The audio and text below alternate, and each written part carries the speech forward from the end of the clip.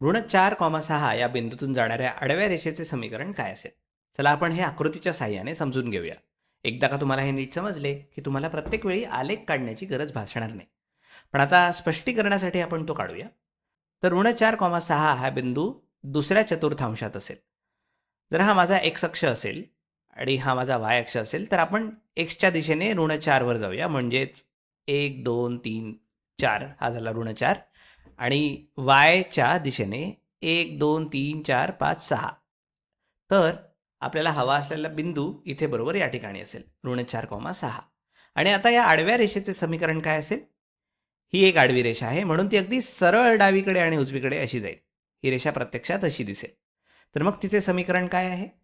इथे कोणत्याही एक्ससाठी वायची किंमत 6 असणार आहे. हेच आपलं समीकरण आहे. वाय बरोबर 6. इथे तुम्ही एक्सची कोणतीही किंमत घेतली तरी तुम्हाला वायची किंमत 6च मिळेल. तिथे ती किंमत नेहमी स्थिर राहील.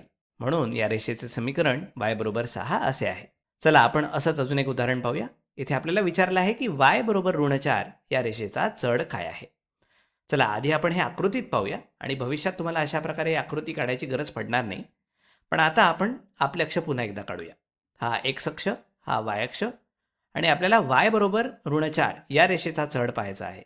इथे तुमचा एक्स काहीही असला तरी वाय हा ऋण 4च असणार आहे. समजा ऋण 4 इथे आहे. 1, 2, 3, 4. तर ऋण 4 इथे आहे आणि म्हणून आपली रेषा वाय बरोबर ऋण 4 अशी दिसेल. तर आता या रेषेचा चढ काय आहे?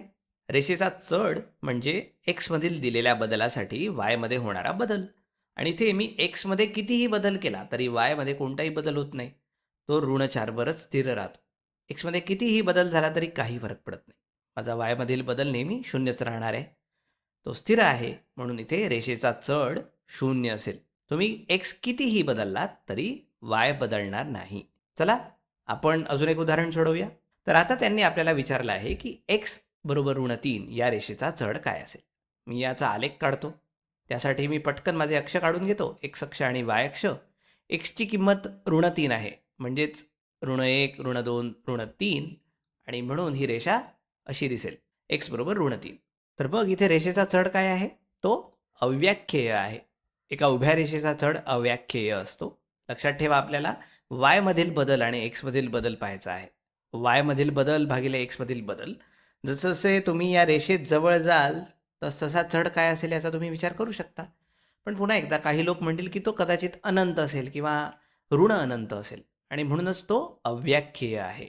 एका उभ्या रेषेचा चढ नेहमी अव्याख्येय असतो. त्यामुळे आपण अव्याख्येय उत्तर गृहीत धरूया. आपण अजून एक उदाहरण पाहूया. ऋण 5 आणि ऋण 2 या बिंदूतून जाणाऱ्या उभ्या रेषेचे समीकरण काय असेल? आता मी हे आकृती न काढताच सोडवून दाखवतो. मी त्यानंतर लगेच आकृती काढेनच. तर आपण एका उभ्या रेषेबद्दल बोलत आहोत. जर आपण उभ्या रेषेचा विचार करत असू तर याचा अर्थ एक्सची किंमत बदलत नाहीये. एक्स बदलत नाही. जर आपण आडव्या रेषेबद्दल बोलत असतो तर आपण म्हटलं असतं की वायची किंमत बदलत नाही. आता जर एक्स बदलत नाही तर याचा अर्थ एक्स हा नेहमी एका विशिष्ट स्थिर किमती एवढाच असणार आहे.